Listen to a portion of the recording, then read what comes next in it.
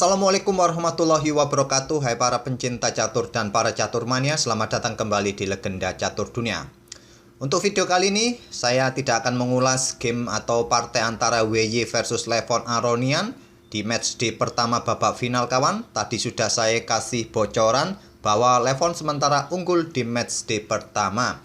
Tapi kita akan mengulas satu partai yang terjadi di BL International Chess Festival seperti kemarin di kategori turnamen tertutup kawan, yang sudah memainkan partai klasik kawan, yaitu sekarang sudah memasuki babak ketiga. Berikut inilah hasil sementara di babak ketiga kawan. Domara Jukukes sementara ini memimpin untuk kelas klasik kawan dengan 9,5 poin. Ini didapat dari hasil 2 kali menang dan 1 kali remis. Sedangkan di tempat kedua untuk klasik ada Salem Saleh kawan, bukan Lee Kwang Lim. Lee Kwang Lim menempati posisi kedua secara keseluruhan, tapi untuk klasik sementara ini Salem Saleh berada di posisi kedua bersama dengan Gata Kamsky. Dan bisa kalian lihat di situ perolehan poin-poin para pemain, termasuk mungkin ada game rapid, nanti blitznya akan berlanjut kawan, dan seterusnya dan seterusnya. Dan perlu diketahui kawan bahwa di babak ketiga ini Domara Jukukes sudah menembus angka 2700 elo ratingnya kawan. Ini menjadikan suatu kebanggaan tersendiri bagi Domara Jukukes kawan, yang menjadi pemain nomor 3 termuda dunia yang bisa menembus angka 2700 setelah WY dan Alireza Firoza. Ya kawan, WY yang bermain melawan Levon Aronian inilah yang merupakan pemain termuda yang bisa menembus angka 2700. Suatu kebanggaan bagi Domara Jukukes, dan selamat buat Domara Jukukes. Dan keberhasilan dari Domara Jukukes ini kawan diperoleh dari 3 turnamen sebelumnya yang dia ikuti di Spanyol, bermain cukup bagus kawan, menang 2 kali di turnamen itu, dan juga berlanjut ke Sharjah Master. Dan penampilan di Sharjah Master juga bagus, akhirnya mendapat tambahan elo rating yang cukup tinggi. Dan di turnamen BL ini kawan, sementara sampai babak ketiga ini juga cukup bagus dengan memperoleh 2 kali kemenangan dan 1 kali remis. Dan sekarang posisinya di live rating kawan, Domara Jukukes ini menempati posisi 33 dunia dengan elo standarnya sekarang 2703,9. Kalau digenapkan 2704 kawan. Dan kita akan ulas gamenya kawan. Di babak ketiga bertemu dengan Lee Kwang Lim. Langsung kita ke permainan. Di sini Lee Kwang Lim pegang putih mengawali dengan pembukaan Inggris pion C4. Di game pertamanya Lee Kwang Lim ini bermain remis. Di game kedua melawan Abdusattorov berhasil mengalahkan Abdusattorov. Begitu juga dengan Domara Jukukes kawan. Di game pertamanya bertemu dengan Abdusattorov juga mengalahkan Abdusattorov. Domara Jukukes membalas dengan pion E6, pertahanan akhir court, dan selanjutnya kuda C3, pion D5, pion D4. Kita temui permainan Queen's Gambit Decline, variasi kuda sayap menteri, kuda C3 ini kawan. Kuda F6, pion C pukul pion D5, dipukul balik oleh pion E. Selanjutnya gajah G5 mengepin kuda, juga dibalas pin-pinan gajah B4. Pin-pinan dari gajah putih ini merupakan relatif pin, sedangkan pin-pinan dari gajah hitam ini merupakan absolute pin, di mana absolute pin kuda ini sudah tidak bisa bergerak lagi kawan. Kalau bergerak ya langkah ilegal. Tidak begitu dengan pin-pinan dari gajah putih ini kawan, yang merupakan relatif pin, kuda masih bisa bergerak karena yang dipin adalah menteri bukan raja. Jadi kalau mau melangkah ya tidak ilegal kawan, tapi ya resikonya menteri bisa tewas. Selanjutnya pion E3 membuka diagonal terang bagi pengembangan gajah, pion H6, gajah H4, pion G5, gajah mundur lagi ke G3, sekarang kuda E4, lanjut Domara Jukukes. Memberikan pressure bagi kuda putih C3 dengan dukungan gajah, kuda juga sedang incar gajah gelap putih ini kawan. Dan di posisi ini, Lee Kwang Lim memutuskan membackup kuda C3-nya dengan benteng C1. Stockfish menyarankan membackup kedua-duanya ini kawan dengan kuda berkembang ke petak E2. Memang terlihat jalur pengembangan gajahnya untuk sementara tertutup. Dan Stockfish menilai bahwa hitam akan memainkan pion H5. Di sini kalian bisa menghadang dengan pion H4. Jika kuda pukul gajah masih bisa dipukul balik dengan kuda. Kalau di sini kuda memilih kuda pukul kuda C3 ya masih bisa dipukul balik oleh saudaranya kawan. Itulah kenapa kuda E2 dipilih oleh Stockfish daripada benteng C1 ini. Selanjutnya pion H5. Di sini pion F3, bukan pion H4 lagi karena bukan kuda E2 kawan. Pion F3 dimainkan oleh Lee Kwang Lim untuk usir kuda ataupun juga memberikan ruang bagi gajah ditarik mundur bila pion H4 dimainkan oleh hitam. Domara Jukukes memilih sikat gajah dipukul balik oleh pion H. Selanjutnya di sini pion C6 memperkuat posisi pion pusatnya dan gajah D3 menghadang pergerakan pengembangan gajah terang hitam di peta F5. Di sini kuda berkembang ke peta D7, selanjutnya pion G4 menantang pertukaran pion. Tentu saja jika diterima kawan, maka benteng akan tewas yang ada di belakang. Jadi di sini pion ini hanya didorong maju oleh Domara Jukukes, pion G3. Pion G kembali dimainkan oleh Lee Kwang Lim kawan. Tapi langkah ini adalah langkah yang tidak akurat atau langkah kesalahan termasuk kawan. Di posisi ini putih menurut Stockfish bisa memainkan kuda ini ke peta H3 untuk mengosongkan jalur-jalur untuk segera rokade kawan. Walaupun terlihat pion ini memang menjadi pion lemah yang diserang oleh Menteri E7, bisa saja Menteri bisa bergerak ke peta D2, tetap Raja nanti bisa memungkinkan untuk rokade pendek kawan. Tapi di sini pion G3 dimainkan oleh Lee Kwang Lim dan Menteri E7, lanjut Domara Jukukes. Dan di sini memilih raja naik ke peta D2, bukan menteri. Menteri juga bagus, tak ada masalah. Raja pun ke sini pun juga tak ada masalah kawan. Kalau raja ke sini bahaya, karena pion pukul pion dengan tempo skak, benteng yang di sini tewas nanti kawan. Oleh karena itu raja memilih peta D2 dan nanti ya ada kesempatan bersembunyi ke sayap menteri. Di sini kuda bergerak ke peta B6, ancaman skak di peta C4 nanti, dan pion A3 terlebih dahulu. Tidak melakukan pertukaran, gajah ditarik mundur ke peta D6, incar pion, didahului pion G pukul pion H4. Dipukul balik oleh pion G dan pion ini bisa diharapkan menjadi pion bebas yang bisa diandalkan dalam permainan endgame. Pion F4 memblokade diagonal gelap bagi dukungan pionnya ke depan nanti kawan. Dan di sini juga mengosongkan peta. Apakah kuda, apakah menteri bergerak ke peta F3 selanjutnya. Gajah berkembang ke D7, persiapan rokade panjang mungkin, karena kalau rokade pendek ini cukup riskan kawan, karena jalur-jalur di sayap raja sudah mulai banyak terbuka. Menteri putih F3, rokade panjang oleh Gukes, dan pion F5 apakah didorong lagi untuk mendapatkan ruang usir menteri. Di sini raja hitam bergeser ke B8 mencari tempat yang lebih tertutup, menyiapkan peta juga bagi bentengnya nanti di lajur C, atau mendorong pionnya terlebih dahulu nanti kawan. Di sini kuda ke H3. Pion C5 sekarang ingin membuka lajur C, menantang pertukaran pion, ditolak pion F6. Dan menteri mundur ke F8 agar tetap satu diagonal dengan gajahnya ini. Bergeser mundur ke peta E8 menurut Stockfish jauh lebih kuat, tapi peta F8 dipilih oleh Domara Jukukes. Dan di sini kawan, Raja Putih ini masih berada di pusat. Mungkin kalian setuju jika raja ini segera bergeser untuk bersembunyi di bawah pionnya.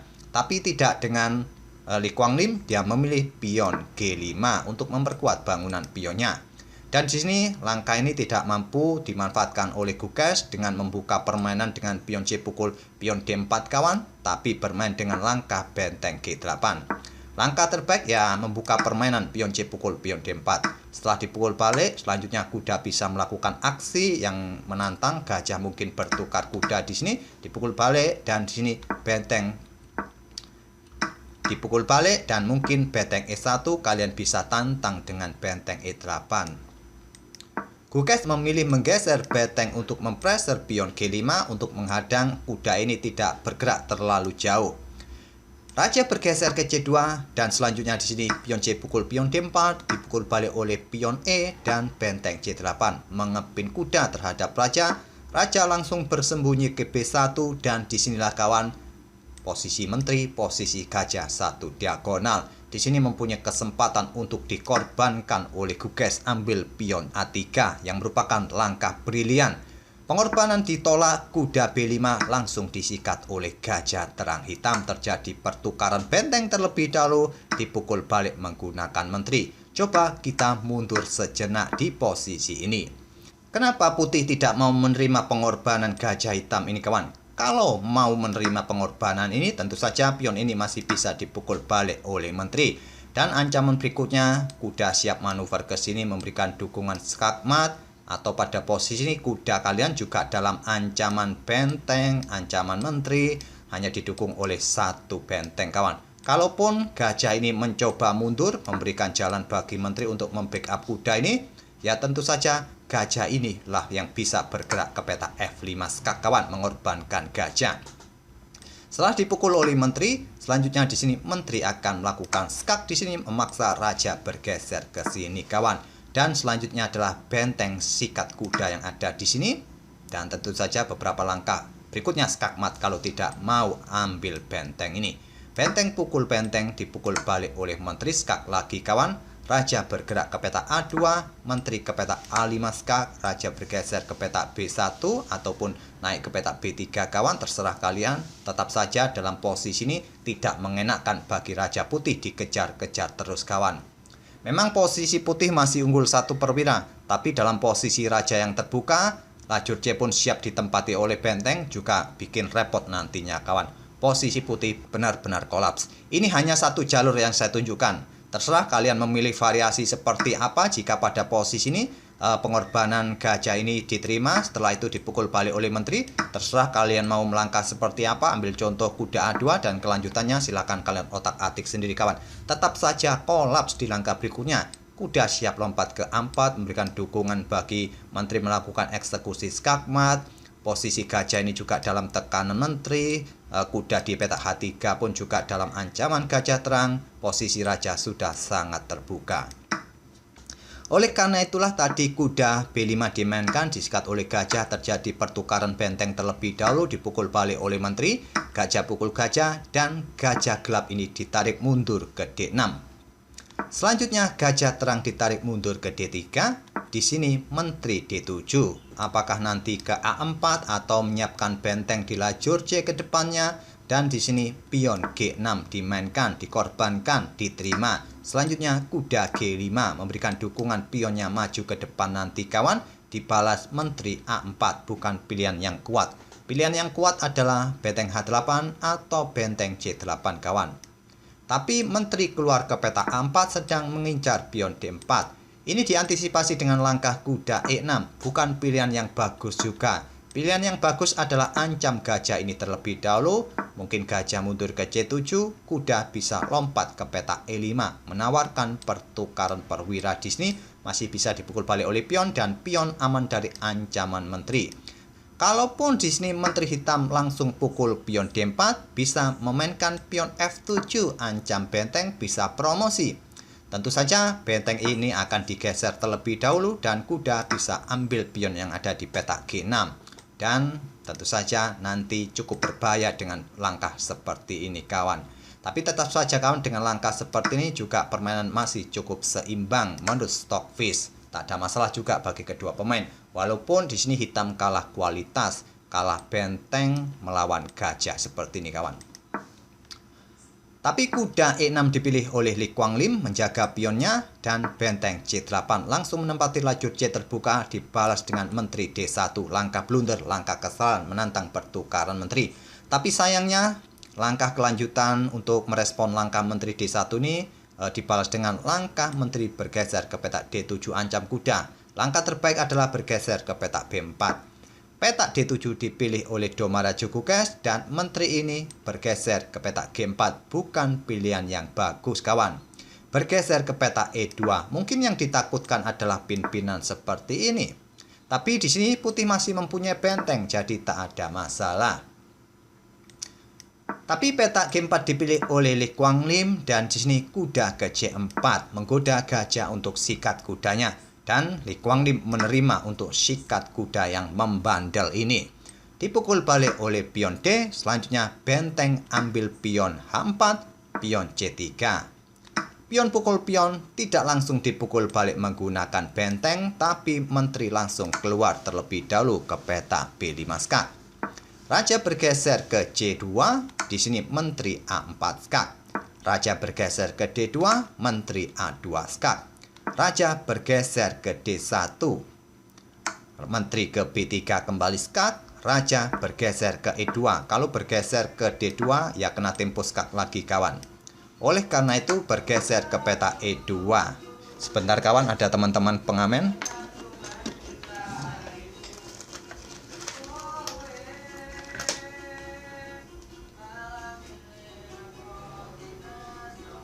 Oke, sampai mana tadi kawan? Oh, raja bergerak ke peta E2 setelah mendapatkan skak ini. Setelah raja bergeser ke peta E2, satu lajur dengan kudanya dimanfaatkan benteng E8. Mengepit kuda, kuda tewas di langkah berikutnya. Pion F7, benteng sikat kuda skak, tidak dipukul menggunakan menteri karena nanti menteri putih juga jatuh kawan, karena di sini masih ada menteri hitam.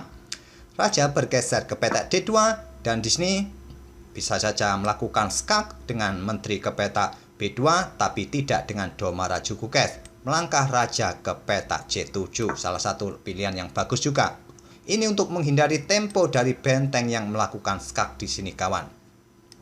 Di sini benteng tidak melangkah ke peta H8 untuk mendukung pionnya promosi karena di sini masih ada gajah kawan. Tapi Li Kuang Lim memilih dengan benteng H7, persiapan dengan tempo open skak bisa mempromosikan pionnya. Tapi sudah terlambat kawan. Di sini doma raja kukes melakukan serangan bertubi-tubi, skak yang bertubi-tubi. Raja D3, menteri B1, raja turun lagi ke peta D2.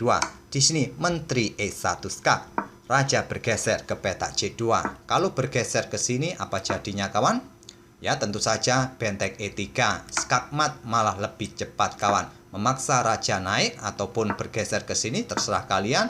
Maka di sini benteng yang ambil pion yang ada di peta C3 ini skak. Raja bergeser ke peta B2, menteri C1 skak. Memaksa raja hanya bergeser ke peta ini dan di sini benteng A3 skak mat.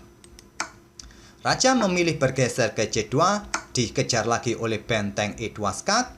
Tidak disikat oleh menteri kawan, memilih bergeser lagi menteri B1 skak. Di posisi ini di langkah ke-49, Li Kuang Lim menyerah. Karena jelas ancamannya adalah ancaman 3 langkah skak mat. Tidak banyak petak yang bisa dipilih oleh Raja Putih, hanya petak-petak terang ini saja kawan, karena petak gelap di sini masih ada gajah. Kalau bergerak ke peta ini malah lebih cepat, yaitu benteng A2 skak mat. Jadi kalau dilanjutkan dengan langkah raja memilih ke peta C4, maka berikutnya adalah pion B5 skak. Raja bergerak ke peta D5, menteri B3 skak. Ditutup oleh pion C4, disikat oleh menteri skak mat. Oleh karena itu di posisi ini saat mendapatkan skak oleh menteri hitam B1, Li Kuang Lim langsung menyerah di langkah ke-49. Inilah kawan game kemenangan dari Gukes yang mengantarkan untuk menembus angka rating 2700. Sekali lagi selamat buat anak muda, salah satu sifat dari India selain Pragnananda kawan. Semoga permainan kedua pemain ini dan keberhasilan Gukes bisa menjadi inspirasi adik-adik yang masih muda untuk mengejar prestasinya, baik apa itu bidang catur atau bidang-bidang lainnya. Semudah mungkin terus giat belajar kawan dan terus berusaha untuk mengukir prestasi. Kita akan bertemu di video-video berikutnya. Terima kasih. Wassalamualaikum warahmatullahi wabarakatuh.